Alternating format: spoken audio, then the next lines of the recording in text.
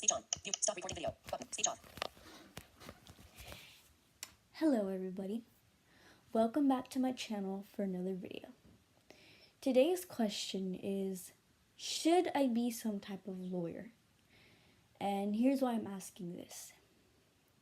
A few minutes ago, I just got done watching a documentary that was about 40 something minutes long. And it talked about a case that I am now scared of. Like, I am scared of going in a car now. Okay. So I'm going to explain the whole story and then my opinion, because I was interested in this documentary and I, agree with one side. Okay. I don't know if I should be specific about names though. That's what I'm wondering. Like, would I get in trouble if I say, I guess I wouldn't because it's already been out there. Okay. There is a girl who lives in Louisiana. Was it Arizona or Arizona, I think. Columbia. I don't remember if it was Louisiana or Arizona. So, a girl named Susan Smith has 2 kids and a divorced. Well, she's married to this guy, but they don't live together. It didn't say she was divorced. So, a girl named Susan has 2 kids and a separated husband. So when she was in high school, she has had depression. She has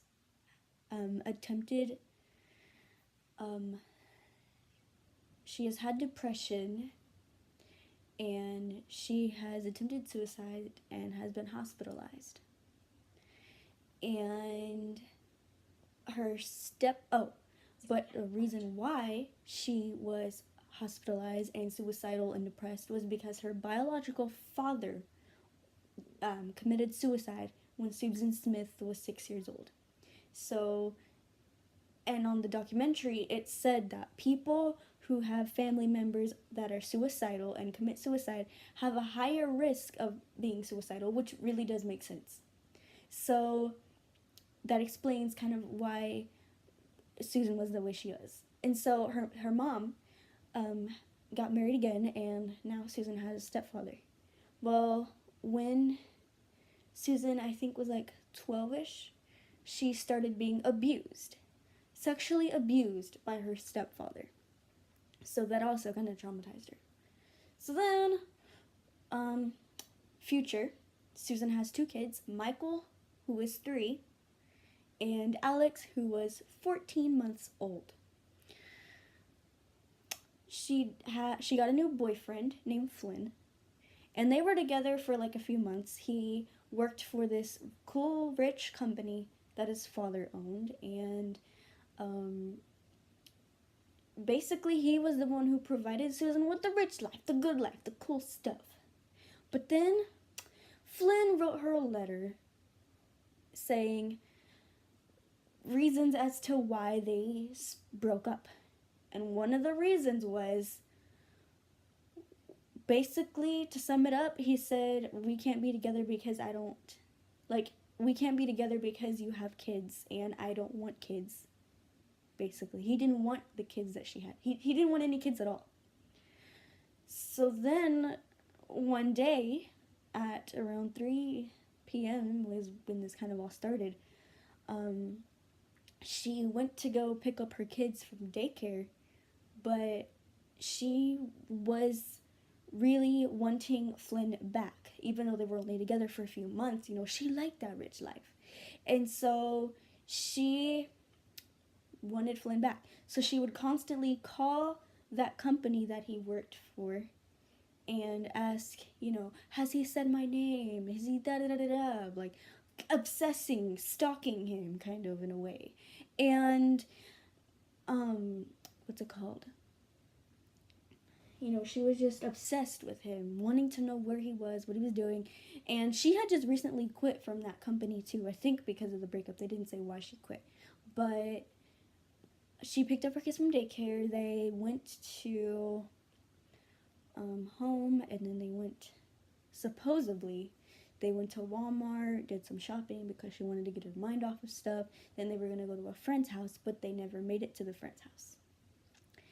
Susan Smith used the lie of a black man breaking into the car at a red light and ordering her to drive or she will get shot. So she drove, and then eventually the guy said, "Get out," and she cried, and then Susan got out, and the guy just drove off with the little kids. And then Susan, ran to someone's random house and said, "Call 911, my kids have been kidnapped." It took the police a while to find out the truth. And here's the truth. Susan was driving, and then she went to a lake. I don't remember the specific lake. And she felt suicidal on that day. Again, like she has when she was in high school. And she said, "I want to basically kill myself and my kids, and we're all going down together. All three of us going down together." So she was driving the car down the lake. And then she said, she stopped and wait a minute. Do I really want to do this? And then I think she drove a little more down the hill and stopped. She got out of the car and let the car roll down the lake with the two kids. She gave herself enough time to get out and then let the car roll down. But keep in mind, she said she wanted all three of them to go down. But then she knew that she stopped the car and got out and let the kids go down. And they had 5 minutes and 52 seconds to drown. And then, they drowned. And the divers found them a while, 10 days or so after this happened.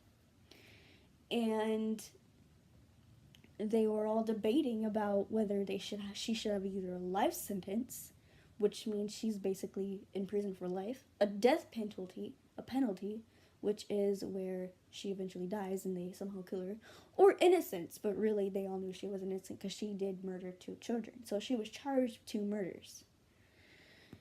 So the debate was, should we give her a life sentence because she did have a mental, she did have depression in the past, she was suicidal in the past, and blah, blah, blah, blah. Or a death penalty because she knew that she stopped the car. And what I wonder is, if she didn't get that letter from Finley saying, "Hey, since you have kids, I don't want to be with you," if she hadn't have got that letter, she probably wouldn't have killed her kids. Because part of me feel like she killed her kids just to make that man happy. And you should never go that far to make a man happy. I mean, yes, you may love the person, but if someone were to say, "Millie, I don't want to be with you because you have kids," and I would be like, "Okay, well then, get out of my life because I have the kids and there's nothing you can do about it and I'm just going to kill them." I'm not going to kill them to make you happy because you're not worth it. That's what she should have done. And she knew that she wanted to go down all 3 of them, so she should have just stuck to the plan and killed herself. I would never wish death upon anybody because death isn't cool. But I guess what I'm trying to say is that I feel like if she was already suicidal and then she was suicidal on that night of when she drowned her kids, I feel like she would be suicidal again and then maybe kill herself in that prison that she's in, or, somehow die. I feel like she's gonna be suicidal again. So, I don't know. If y'all need more details, let me know. Comment down below any concerns or comments or whether you think I should be some type of lawyer. I know my dad thinks I should be some type of lawyer. A lot of teachers think I should be some type of lawyer, and I never really agreed with them. I thought, y'all are crazy. But I don't know, watching that case and me really understanding what that case was about really opened my eyes to things. And I don't necessarily know if this is what I do.